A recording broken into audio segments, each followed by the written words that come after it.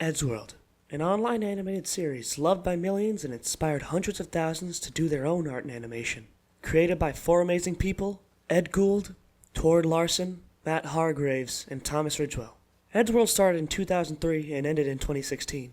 One of the creators, Ed Gould, sadly passed away as of March 25th, 2012. He died from cancer and was said to have a 75% chance of living. May he rest in peace. But today is different from that. We will be discussing Daftpina's new video on one of the creators, Thomas Ridgewell, or just Tom for short. Now, Daftpina's new video was good. I enjoyed it, and felt like it needed to be made because Tom seems to be in a pretty bad state right now. Health and mind. I just worry, and I want him to get better. Pina's video just seems to be missing that piece. Now, let's just start, since I just have a few problems with this video, and I'm not going to recover the entire 30 minutes. Another such fight was when Psychicpebbles publicly called out Tom for not properly paying him, but good luck finding proof of that mess. On r/sleepycabin, there are posts documenting their feud with Tom, but it's clear that even after the departure, Tom is still a fan of their work. Tomska, I'm from Poland. Don't look at me! Don't look at me! Remembering why Psychicpebbles actually sounds like that? They get to ask questions like, why does Zach's voice sound all fucked up? Stop it! I'm not kidding, that is... There's a joke and there's a fucking real line. There it is. Alright? From Pale Hound. Pina, take your money, I don't fucking want it. Alright? This isn't a joke even. You could say that Tom is making fun of someone's disability. No. No. Pina, this is just wrong. Zach is clearly joking. If he wasn't, why else would his very close friends be laughing about it, mentioning it so blatantly on the podcast? If it was serious, wouldn't he advise them not to talk about it?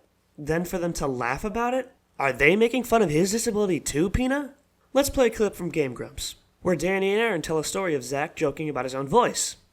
Shout out to our boy, Psychicpebbles, Zach. who we love more than anything in this world, but who fucks with us constantly.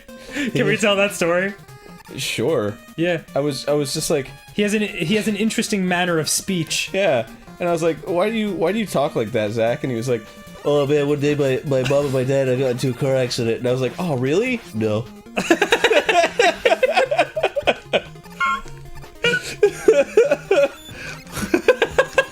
And that was the end of it. Like, I was just like so taken aback. I was like, well, I guess that answers my question. When I was 13, my mom and dad got into a car accident. Are you serious? No. Well, it was more like Starkey. He was like, no. It's almost like he's joking about it and doesn't mind when others do. And sure, I don't blame him too much here. I mean, for the only plays/sleepy cabin jokes are different from your average ones. And no, I'm not saying, it's hard to get for your tiny brain. No, not at all. The way that they joke is that they yell at each other and make it seem real. They do it on Oni plays all the time. They scream at each other because they're all good friends. And they're such good friends that they would know not to talk about something very clearly upsetting Zach. I mean, there's one instance where they called Ding Dong, one of the cast members, his real name. But it wasn't his real name because it was just a joke. And I'll give Pina the benefit of the doubt here. He phrased that clip like he exposed why his voice sounds like that. And maybe while editing, he couldn't find it. And maybe just had to use that clip. But he still said it like it's personal to Zach when they were just making some jokes. Now for this one, I'm confused, so let me just play the clip. And in a vlog, Tom's Guy has admitted that his series, #content, was the first thing to start making a profit on his second channel. And content, actually. Content is the first time I've been able to turn a profit on Dark Squidge. Which can be seen why he delved away from his main channel, which forced him to stand up, and now goes to his second channel to make a profit because he doesn't have to stand up anymore. Maybe for a goof, if I made a second channel, it's just me standing up all the time. Then I wouldn't be a hypocrite. I feel like I'm missing something here, because I don't really get the point of this, point. Yes, we're in the low effort section, and yes, earlier in the video I agree, he shouldn't put half effort into his sketches than his earlier ones. But in this clip, are you calling him lazy? He was making money. He needs money to pay his workers/editors and productions for the few amount of skits he does do. And that he's making a profit, which is good. Let me try to put it like this. We've all agreed there is no room for solo animation to pay the bills on YouTube, since animation takes a long time, and obviously the algorithm does not favor, non-frequent uploads. So let's replace the word animation with skits. Skits take a long time to produce, edit, and make sure everything is right. Right? So the animators, or the skit creators, make animation storytime videos, or just videos in this case. You see where I'm getting at? I really hope I'm not taking anything out of context, because this is in the low effort part of the video, and I would be stupid if I accidentally missed a big point, or I'm taking something out of context. So if anyone who cares is watching this, please correct me. Up next on the Pina Tour of Mistakes is Crash Zoom. Crash Zoom has been in the works for many years now. For about 3 years, every single animator I brought on board with the project would try it for a bit and just quit. The opening sequence alone was animated or illustrated by 5 different people, and basically, it was just impossible to get the show off the ground. And it's quite clear that this is a passion project, as the series revolves around a filmmaker not listening to other people and goes around wreaking havoc while trying to produce his movies. Tom created a Kickstarter for the second series. He asked for £25,000 from the fans and said that he'd pay £25,000 out of pocket. I would like to make another 30 minutes of Crash Zoom in the form of 3 full-length episodes, and I would like your help with covering exactly half of those costs. £25,000 of the £50,000 total budget. And the first episode of Crash Zoom only made this number of views. Keep in mind that this first episode is actually used to promote the Kickstarter, it's not actually an episode from the Kickstarter. Okay, first problem, I'll just say this real quick. You say there's only one episode, then play a clip from a different episode. You look up Crash Zoom and you get 6 episodes. You used footage from a video called Crash Zoom Season 2. And sure, maybe you meant the second season, I'll give you that, Pina, since you did make the Zach mistake, but you didn't even correct yourself in editing, which confuses me even more? I mean, should the first season not be considered part of the show or something? But whatever. Okay, as of revising this script, he actually called the second season the second series, which is still weird because the video promoting is clearly called Season 2, and he still doesn't correct himself in editing. And to go off on a side tangent, one of the reasons I'm worried for Tom is that there were a lot of edgy jokes in Crash Zoom. There was at least 2 jokes about parents leaving their children / parents just dying. Help me! I don't want to die over slightly discounted soup! Ah! Ugh. I'm dying. Tell my wife. Tell my wife. Tell her what? Tell her I'm dying. Oh. Hello? Hey, your husband wanted me to tell you that he's dying? Yay! Hey, kids! Daddy's dead! Yay! How'd they take it? They're sad. One of the characters is reading a book that says Tom is still depressed or something like that, and I just worry for him. Okay, another point of confusion for me. But if you want to see something that deviates or differs from the Tom Scott formula, you have to give Tom money. I don't get this one at all, and I'm stupid. Does he mean brand deals because he actually goes on to talk about them in the next section? I'm just confused about this one is all. It's not really a problem I have with the video. Now it's time to get to the biggest issue of this video, Tom's depression. There aren't any specific moments where Pina mentions his depression.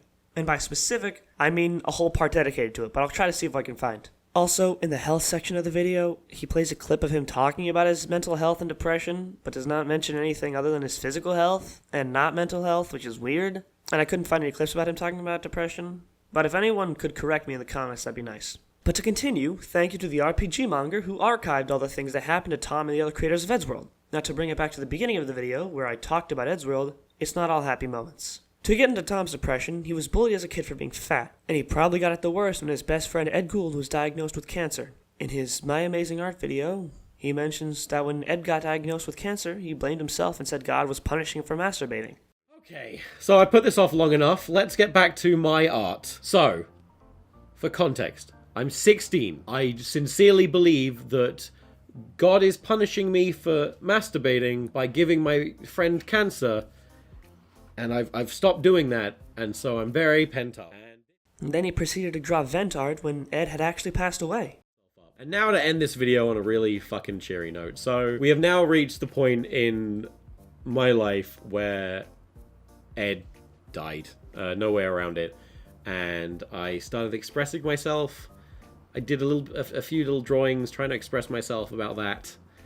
And, yeah, there's really no way around it. So there's this one, which is pretty fucking intense. I don't want this memory. This is like the image of the open casket funeral really burned into my fucking memory. Immediately followed by this, which is quite obviously about me finding more comfort and solace at the bottom of a bottle than in the real world.